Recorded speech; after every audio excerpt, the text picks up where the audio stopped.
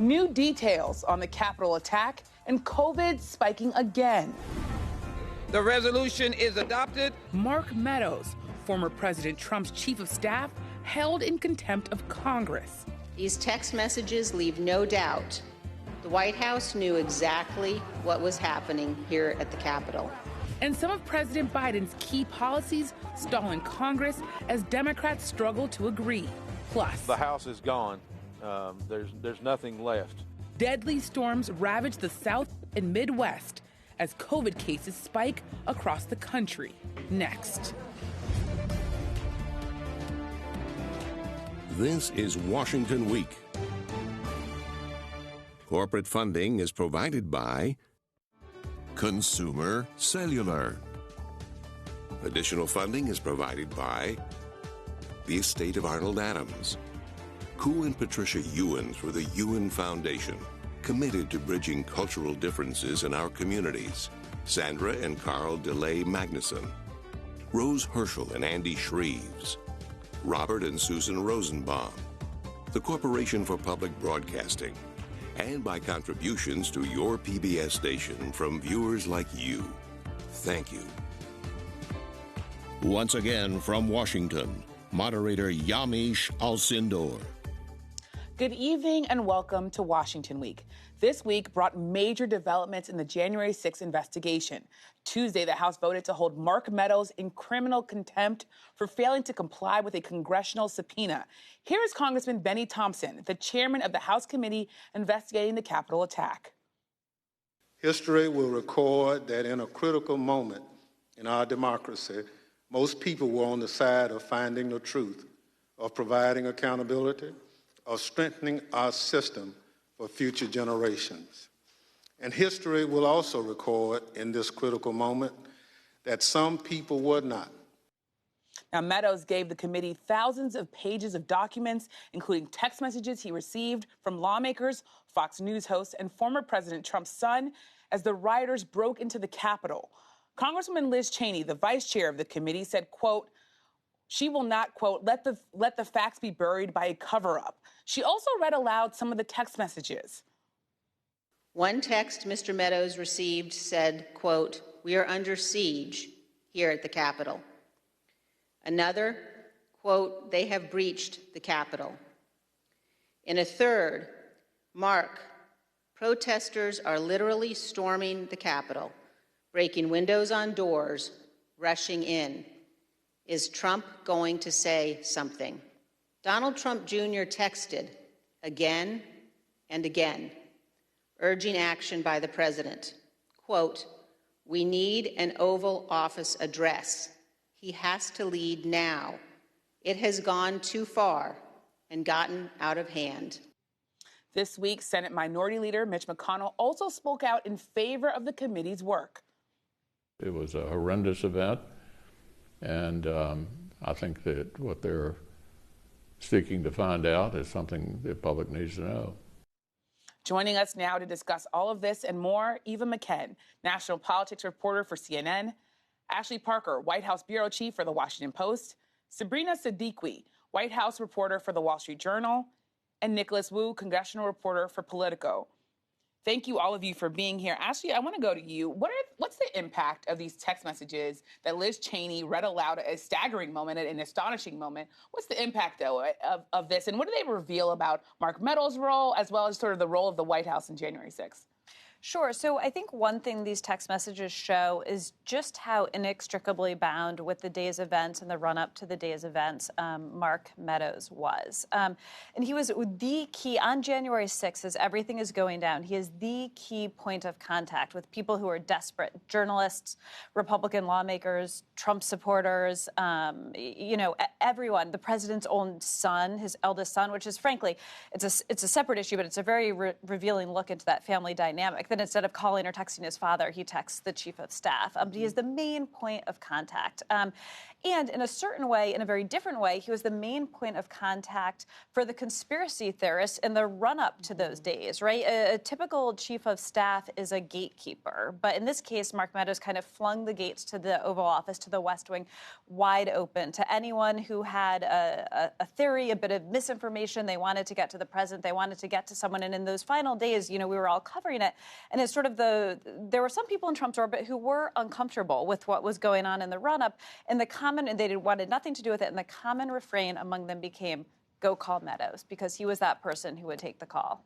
Yeah, and go call Meadows was also what Fox News hosts were doing. And and to me, it's really interesting because it reveals sort of what Fox News hosts were saying at the time and also what they were saying privately. What does this reveal for you when you look at these text messages and then what they were saying aloud?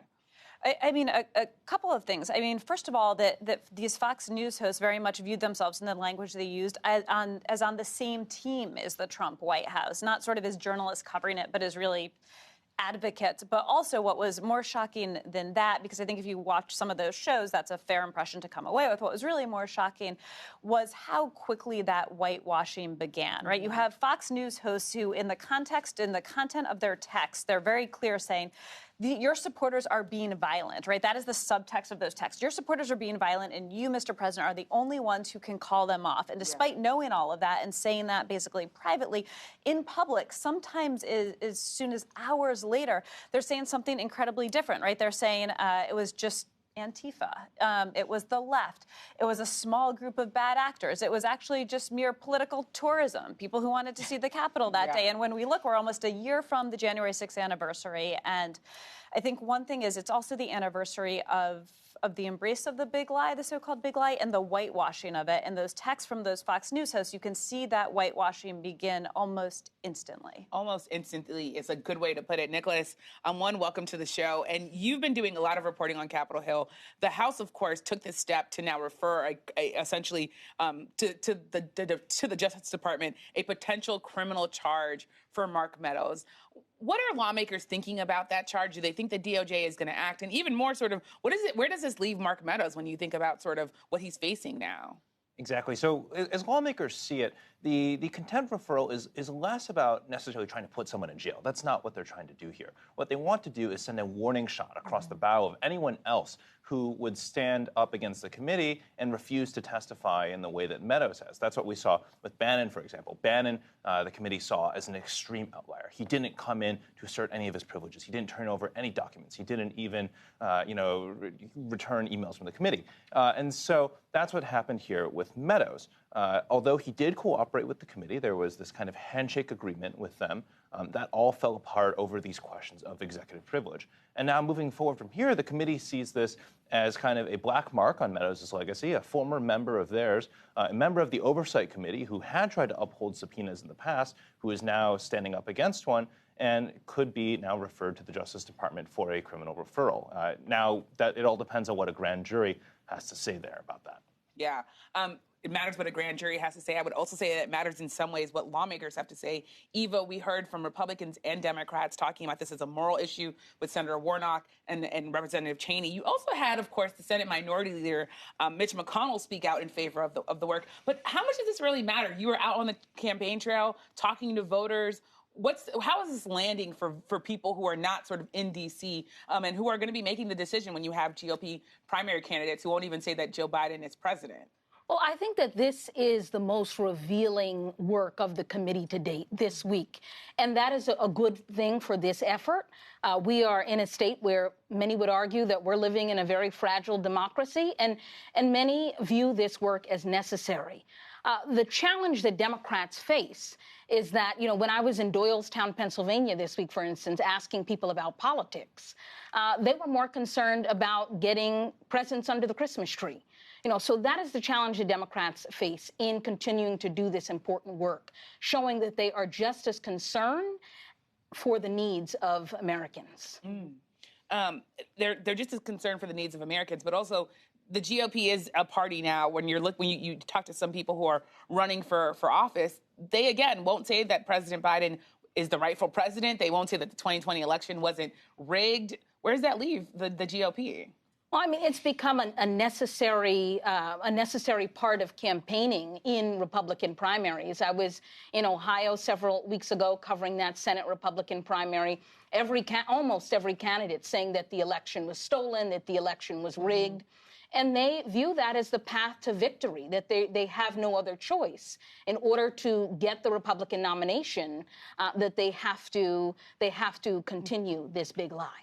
And that's such an important point, because I think when you look at the way in which Republicans and conservative media personalities have tried to minimize the events of January 6th, what that overlooks and glosses over is the fact that the majority of the Republican base does actually believe that the 2020 election was fraudulent, even though, as we know, that is simply not the case. And they do not see President Biden's victory as legitimate. And, there are still, there's Stop the Steal merchandise being sold or handed out at these campaign rallies. There are ads that are still being run questioning the integrity of the election. And it's become this litmus test for Republicans that they're really struggling with. And so, I think that's why a lot of people believe the work of this committee is so important, because absent that accounting for, how what the climate was that really allowed the events of January 6th to take place, there are not really mechanisms in place to prevent it from happening again. And the problem for Liz Cheney, Adam Kinzinger, these Republicans on the committee, is that the base is much more in line with former President Trump and his allies than they are, this handful of Republicans in Congress who truly want to get to the bottom of what happened on January 6th. Yeah, and you think about sort of what's going on in the GOP. You also have to talk about what's going on with Democrats. In a long shot bid, some Democrats are spending the last few weeks of the year pushing for voting rights legislation. Senator Raphael Warnock of Georgia called voting rights, quote, the central moral issue confronting this Congress. The American people have been pushing for leaders in Washington to address voting rights. They are deeply worried. Ashley, I want to come to you. President Biden said this week that voting rights is the #1 most important domestic issue. But I've been hearing from sources who say, okay, but this was a president who spent most of his time talking about inflation, talking about infrastructure, trying to get those things done. Of course, the White House is saying, well, he did talk about voting rights. The VP is working on it. What are your sources telling you? Well, it's fascinating to cover, because this is a president who not just said that this week, but who really ran on sort of restoring democracy. That was one of his key platforms. And then when he got elected, right, he identified 4 major crises. Democracy was not one of them. And then, even as he's gone forward, there's been a real debate in the Democratic Party. There's sort of 2 levels of this democracy. One is the pushing voting rights stuff, and he very clearly until now has not prioritized it, in the sense that he did the COVID relief bill first. There's a very fair argument for that. Then he went to infrastructure. Then he was doing his Build Back Better agenda. It's simply not legislation he has put any muscle behind. And then sort of democracy writ large, which is using that bully pulpit. And he has given some speeches. He went to Philadelphia and gave a speech about voting rights and democracy there. But there's a question in the Democratic Party, and even a bit in the White House, of how much should he use that bully pulpit to confront former President Trump. Because if you look at it, Trump puts out a statement nearly every single day that in some way undermines democracy by basically saying the election, as we were talking about, the election was stolen, it's not free and fair, Biden's not a legitimate president. And the president and a lot of people around him believe by engaging former President Trump, you're just elevating a conspiracy theory.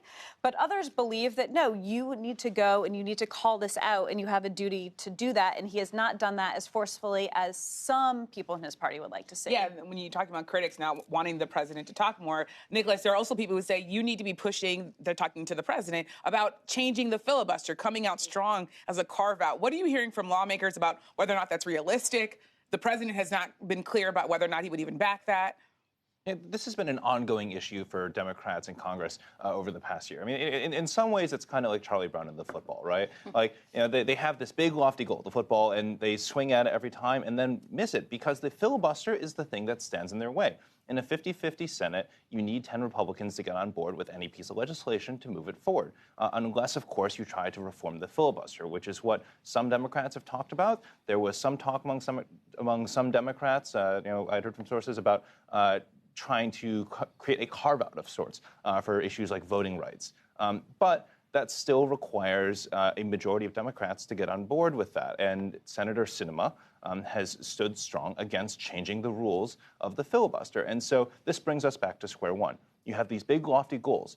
H.R. 1, the big democracy reform package, issues with passing Build Back Better, and any number of different Democratic policy priorities that any one senator in the Democratic Party has veto power over. Well, I should tell you, Nicholas, in some ways you just wrote our turn because we have to talk about BBB. We also have to talk about the fact that this week the U.S. reached a grim, grim milestone.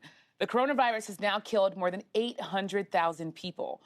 More people have been reported to have died in the U.S. than in any other country in the world. That comes as Senate Democrats are struggling to make President Biden's agenda a reality. That's what Nicholas was just talking about. His key social spending bill, the Build Back Better Act, is now delayed until at least 2022. I'm going to come back to you, Nicholas.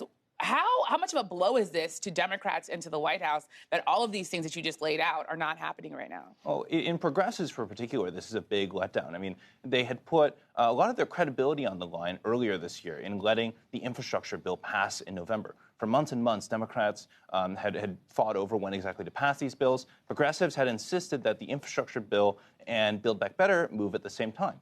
They, of course, are now separated. And so there's a lot of anger right now among progressive Democrats that they lost all their leverage there. And now you have all these drawn-out negotiations over Build Back Better and the individual provisions, and for that matter, punting everything now into an election year where less and less legislating will get done in Congress. And Sabrina, where does this leave the White House? What are you hearing about, especially those key senators, Senator Manchin, Senator Sinema? We hear the president talking to them all the time, but what's actually going on? Well, the president continued to have private conversations with Senator Joe Manchin, one of the key holdouts, over the past week. But, you know, aides I've spoken to say that the talks aren't exactly going well because they simply have not been able to move the needle. I mean, this is a continuation of negotiations that, as Nicholas said, have been ongoing for months. And we're still in the very same place where Manchin and Sinema believe that the size of this package is simply too large, even though this framework was already agreed upon, sort of a handshake agreement so that they can move the infrastructure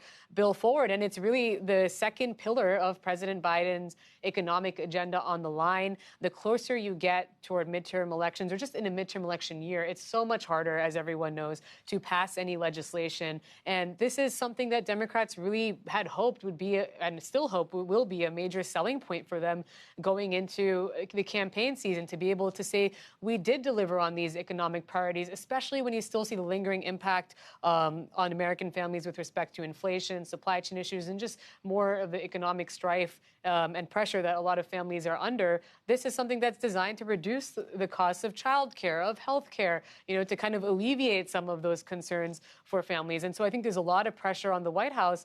And the question is, when does President Biden say enough is enough? And can he actually force Manchin and Sinema's hand on this issue? It's a key question. Can he do this? You talk about the pressure that families are facing, Eva. There's also this pressure because the child tax credit, which was this monthly payment that 36 million families were receiving, that is expiring at the end of December. There's this benefits cliff that's happening. And this is happening while COVID is spiking, while schools are closing. How much pressure are lawmakers facing, but also connect that to what you're hearing from just regular, everyday Americans who are facing all of these challenges? Yeah, many Americans continuing to struggle. And it's a politically difficult argument that Senator Manchin is making to oppose sort of, I think he believes in the spirit of the child tax credit, but doesn't like the way that it's being implemented in this bill. This is such a difficult argument to make, especially for him representing a poor state where a lot of people are really depending on this benefit. And it illustrates, I think, a level of disconnect from what everyday people are experiencing. Yeah. Everyday people are also experiencing really this fear of COVID. Ashley, the president said that we're looking at a winter of severe illness and death if you're unvaccinated. I think I've talked to so many people this week who are scared, but this is still in some ways a pandemic about who's vaccinated and who's not. And that comes down to politics. It's the Republicans are still more unlikely to be vaccinated than Democrats. How's the White House thinking about cutting through that? What's their strategy? Well, one of the dilemmas for the White House is, you know, President Biden's falling poll numbers. For months, when you've sort of asked and tried to get to the bottom of why they think, his own aides think he's not performing well politically, they say they believe it's COVID. And it's frustrating to have to tie your political fortunes to something that, to some extent, is out of your control. Now, what they can control is they can make at-home testing more readily available and cheaper. That would be a huge thing, right? That's something that's very important to them. Again, he is stressing very clearly that people need to, the best thing you can do is not just get vaccinated, but get your booster shots. But you're right, and the White House has talked about this idea that the people who have sort of taken the most precautions, the ones who are vaxxed, the ones who are boosted, the ones who wear masks, are still the ones who are the most scared and are behaving almost as if it's March of 2020. Yeah. And the people who aren't vaxxed, who aren't boosted, who don't wear masks, it's like a different country. And so there's a little element of actual science. They need to get the test, they need to get that pills, they need to get 2 to 5 year olds vaccinated. And then there's social science, which is convincing another set of people that it actually is safe to go out and live your life and get the economy back to normal. Yeah. Yeah, I mean, that sort of schism is sort of the story of this entire pandemic. And Nicholas, I was looking at this statistic and it sort of just stopped me in my tracks. 60% of GOP adults have been vaccinated. 91% of adults who are Democrats have been vaccinated. When you talk to lawmakers, is this spike in cases, these hospitalizations going up, does that change their calculation at all, especially when it comes to messaging to their constituents? And to a certain degree, I mean, that's a really striking statistic there about it, and that really shows. According to the New York Times. Right. That really goes to show the partisan divide, and it's something that we see every single day on the Hill. Almost most of the Senate is vaccinated, but on the House, almost every House Democrat, if not every House Democrat, is vaccinated. But that number drops to maybe about half, maybe a little more of House Republicans right now, based on a survey that CNN had done a little while ago. And this behavior plays out in how seriously members take COVID, how seriously staff take COVID, and even the amount of masking that you see around the House. Marjorie Taylor Greene, for example, has racked up enough fines from not wearing masks in the House chamber that it stretches into $100-something thousand. And so it's part of the ongoing partisan battle over something that should not necessarily be a partisan issue. And, I think that when I talk to pollsters, one recurring theme is that the views at this point with respect to the pandemic are just baked into the cake. And those partisan divides that have been there since the outset, first it was around masking, now it's been around vaccine mandates. That's just not changing. And so that's one of the challenges for the White House is while they're encouraging vaccines and booster shots, there's only so much that they're able to break through. But I do think one thing that is interesting is one thing that I was hearing from White House aides this week with respect to Omicron and the concerns around it is that they do believe the pandemic is in a new phase, and they're not trying to downplay by any means the new variant, but they are emphasizing that this is not, the pre-vaccine pandemic of last year. Yeah. So they have been avoiding, any talk of lockdowns or reinstating some of those harsher restrictions. I mean, the White House hasn't even called on states to reimpose mask mandates. They've simply encouraged people to wear masks because I think they recognize that also in the polling, there's a lot of fatigue among the American public. And people who are vaccinated, they feel like they did their part already. And people who are unvaccinated, it remains unclear if this variant is going to maybe move the needle. But I think you are starting to see the White House try and change the mindset a little bit around the pandemic to say the virus is not actually going to go away. It's more about figuring out how to live with the virus and to make sure that people are taking the precautions and getting vaccinated so they can protect themselves. Yeah, and Eva, what are you hearing out in the country? Are people as fatigued as we all think they are here in Washington? I mean, I can say I'm certainly fatigued when I think about just living through this pandemic and continuing to enter a third year.